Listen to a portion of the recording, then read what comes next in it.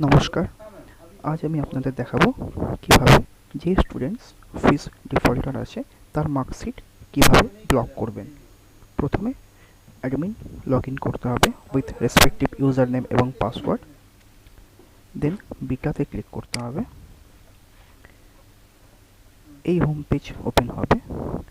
Left side একটু scroll করলে ফিস দেখা যাচ্ছে, ফিসে ক্লিক করতে হবে। দেন ফিসে ক্লিক করার পর আপলোড ফিস ডিফল্টার দেখাচ্ছে, এখানে ক্লিক করতে হবে। এই হোম পেজ ওপেন হবে।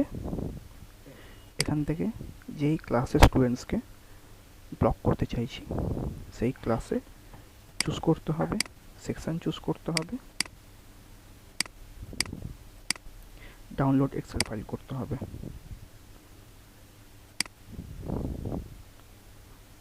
এক্সেল ফাইল ডাউনলোড হয়ে গেছে, ওপেন করতে হবে। এখানে স্টুডেন্টসের নাম শো করছে।